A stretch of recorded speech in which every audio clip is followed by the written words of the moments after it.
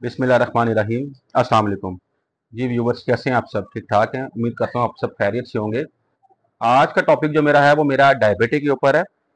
मैं आपको कुछ ऐसे टिप्स बताऊंगा डायबिटीज के बारे में जिनके ऊपर अमल करके आप लोग अपनी जो है शुगर को कंट्रोल कर सकते हैं मेडिसिन के बगैर।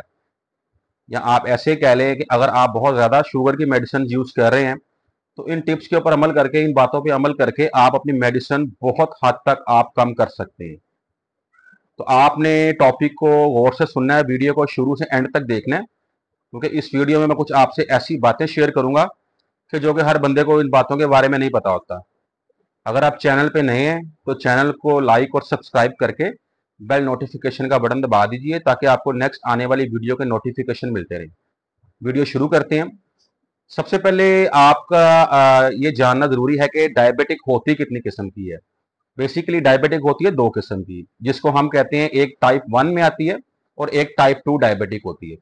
अब जो टाइप 1 डायबिटिक है वो बेसिकली होती है बाय बर्थ, यानी कि माँ बाप में डायबिटिक होती है, बच्चा पैदा होता है, बच्चे के अंदर ट्रांसफर हो जाती है। इसको हम बाय बर्थ डायबिटिक कहते हैं। मिसाल के तौर पे माँ बाप को डायबिटिक है, बच्चा हुआ बेटा या बेटी, तो पैदाइश से ही उस बच्चे के अंदर जो है वो इंसुलिन बनने का अमल होता ही नहीं है। तो वो बच्चा जो होता है वो टाइप 1 डायबिटिक में आएगा। और उस बच्चे को शुरू से ही एक एज का एक हिस्सा ऐसा आता है जब उनको पता चलता है कि बच्चे को डायबिटिक है, और डे फर्स्ट से वो बच्चा इंसुलिन के ऊपर डिपेंडेंट होता है। इसे कहते हैं इंसुलिन डिपेंडेंट पेशेंट, कि जो इंसुलिन के ऊपर डिपेंड करते हैं। इंसुलिन जब नहीं लगेगी इनकी शुगर लेवल बढ़ जाएगा, इनकी मौत वाकई हो सकती है। तो इसको हम कहते हैं टाइप 1। अब दूसरी किस्म होती है इसकी टाइप 2 डायबिटिक। अब टाइप 2 डायबिटिक वो शुगर होती है जो कि उम्र के किसी भी हिस्से में आके आपको हो सकती है, और वो किसी भी वजह से हो सकती है। आपको ज्यादा स्ट्रेस टेंशन लेने की वजह से भी आपको डायबिटिक हो सकती है, आप डायबिटिक पेशेंट बन सकते हैं। आपको जो है ज्यादा मीठा खाने की वजह से भी आपको हो सकती है। अनऑर्गेनिक खाना खाने से, फास्ट फूड बहुत ज्यादा आप खा रहे हैं, आपका कोलेस्ट्रॉल लेवल बहुत ज्यादा रह रहा है, इन चीजों की वजह से भी आप डायबिटिक पेशेंट बन सकते हैं। तो इसकी काफी वजूहत है हमारे आजकल के दौर में। तो इन चीजों को कवर अप करने के लिए मैं आपको कुछ ऐसी चीजों का इस्तेमाल बताऊंगा कि जो आपने कम से कम करना है, और उनके इस्तेमाल को कम करके आप अपनी जो है शुगर के ऊपर कंट्रोल कर सकते हैं। उसमें सबसे पहली चीज ये है कि आपका जो है वो रोजमर्रा की जिंदगी में हमारा जो हम कार्बोहाइड्रेट्स का बहुत ज्यादा मिकदार में इस्तेमाल कर रहे होते हैं। अब समझने वाली बात यह कि कार्बोहाइड्रेट्स बेसिकली किन किन चीजों में पाया जाता है। तो मैं उनमें से चंद एक का आपको जिक्र करूंगा जो हमारी रोजमर्रा की जिंदगी में ज्यादा से ज्यादा इस्तेमाल होता है। सबसे पहले उसमें गंदुम, गंदुम की रोटी जो हम घर पे खाते हैं, उसमें कसीर मिकदार में कार्बोहाइड्रेट्स पाया जाता है। एक शुगर पेशेंट अगर वो एक रोटी खाता है तो उसका मतलब है कि रोटी खाने के 2 घंटे बाद अगर वो अपना शुगर लेवल चेक करता है तो उसका हाई लेवल शुगर का आएगा, क्योंकि उसने एक रोटी खाई, उसमें कार्बोहाइड्रेट्स बहुत ज्यादा मिकदार में पाए जाते हैं। और दूसरी चीज इसमें आती है आपके पोटैटोस, आपके आलू जिसे हम कहते हैं। आलू में बहुत कसीर मिकदार में कार्बोहाइड्रेट होता है। ये दो चीजें ऐसी हैं हमारी नॉर्मल लाइफ में, जो कि रोटी भी हर बंदा खाता है रोज, और आलू एक ऐसी चीज है जो हर सब्जी में इस्तेमाल होता है, और हर बंदा आलू को खा रहा होता है। तो इसमें आपको सबसे पहले ये करना है कि आप जो कार्बोहाइड्रेट आप रोटी खाते हैं, आप एक ऐसा आटा इस्तेमाल करें कि जिसमें कार्बोहाइड्रेट्स कम होते हैं। अब शुगर के मरीजों के लिए बहुत सारे ऐसे आटे मार्केट में मौजूद हैं कि जिन जो लो कार्ब व्हीट जिसे हम कहते हैं, जिनमें आटा जो है उस आटे में कार्बोहाइड्रेट कम से कम मिकदार में होता है। वो सिर्फ शुगर पेशेंट के लिए उन्होंने बनाया है क्योंकि शुगर ज्यादा ना हो उस आटे से। तो ऐसा आटा आप इस्तेमाल करें, ऐसे आटे की रोटी आप यूज करें, आप खाएं। इससे आपको ये बेनिफिट होगा कि आपका शुगर लेवल ज्यादा नहीं बढ़ेगा। दूसरे नंबर पे आपने आलू का इस्तेमाल नहीं करना, अगर करना है तो बहुत कम मिकदार में आपने करना है, बहुत कम क्वांटिटी में करना है कि आपका शुगर लेवल ना बढ़े। इसके अलावा आप सबसे पहले जब सुबह नाश्ता करते हैं, नाश्ता करके कोशिश करें आप कि आप थोड़ी देर वॉक करें, 15-20 मिनट वॉक करें आप। वॉक करने के बाद आप अपनी रेगुलर एक्टिविटीज की तरफ जाएं।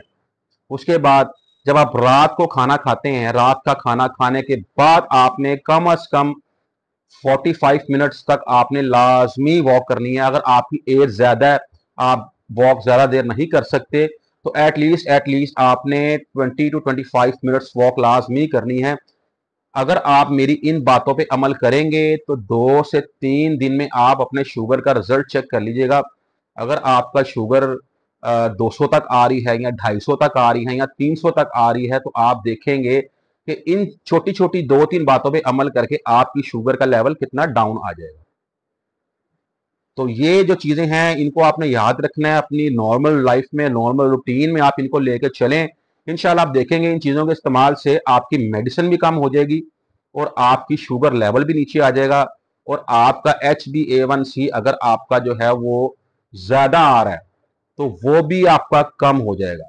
मिसाल के तौर पे आप अपना HbA1c करवाते हैं 3 माह के बाद या 6 माह के बाद, आपका वो आ रहा है 8 आ रहा है, 9 आ रहा है या 10 आ रहा है, तो आप इन बातों पे अमल करके अपना जब HbA1c का आप जब टेस्ट करवाएंगे, आप उसमें खासा चेंज देखेंगे कि वो 5.5 से लेकर 6 की ब्रैकेट तक वो आ चुका होगा।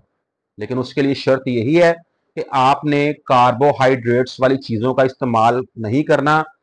जो आप आटा यूज करते हैं घर पे, जो रोटी बनती है, उस आटे में कार्बोहाइड्रेट बहुत ज्यादा होता है, आपने उस आटे का इस्तेमाल अब नहीं करना। शुगर पेशेंट्स के लिए जो लो कार्ब व्हीट मिलता है, आपने वो आटा लेके आना, उसकी आपने रोटी खानी है। थोड़ा सा टेस्ट आपको लगेगा उसका चेंज लाइट सा, बट जब आप उसको 2 से 3 दफा यूज करेंगे तो आप यूजफुल हो जाएंगे इसको यूज करने के। सेकंड थिंग मैंने आपको बताई, आलू, इसमें बहुत ज्यादा मिकदार में कार्बोहाइड्रेट होता है। आपने आलू को इस्तेमाल नहीं करना। अगर आपका बहुत दिल करता है तो आप थोड़ी मिकदार में इस्तेमाल कर सकते हैं, और कोशिश करें कि जब भी आप ऐसी कोई चीज खाएं तो उसके बाद आप 10 से 15 मिनट वॉक कर लें। तो ये चीजों को आप जेल में रखिएगा। आज आप अपना जो है इन चीजों को चेक कर लें आपकी शुगर लेवल कितना है, और अगर आप इन बातों पे अमल करेंगे तो आप अगले 1 हफ्ते बाद आप अपना रिजल्ट देख लीजिएगा, आपको शुगर में खासी कमी नजर आएगी। और जब आप अपना HbA1c का टेस्ट करवाएंगे, 6 माह बाद करवाते हैं या आप 3 माह बाद करवाते हैं, तो उसमें भी आपको खासी कमी नजर आएगी। तो शर्त यह है कि इन बातों पे अमल करना है।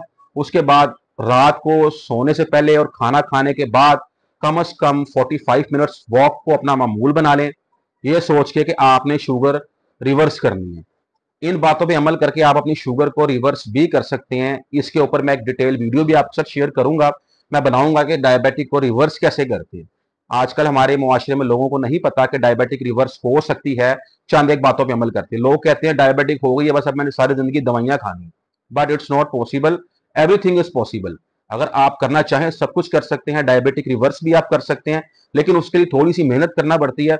लेकिन आप दवाइयों से छुटकारा पा सकते हैं। मैंने ऐसे बहुत सारे लोग देखे हैं जिन्होंने अपनी डायबिटिक रिवर्स की है, और अल्हम्दुलिल्लाह अब वो लोग सेहतमंद जिंदगी गुजार रहे हैं, सब कुछ खा रहे हैं और कुछ चीज़ों पे अमल भी कर रहे हैं। अब उनको डायबिटिक भी नहीं है और वो अब मेडिसिन भी नहीं खाते। तो अभी के लिए सिर्फ इतना ही, आपने इन बातों पे, चंद बातों पे मेरी अमल करना है।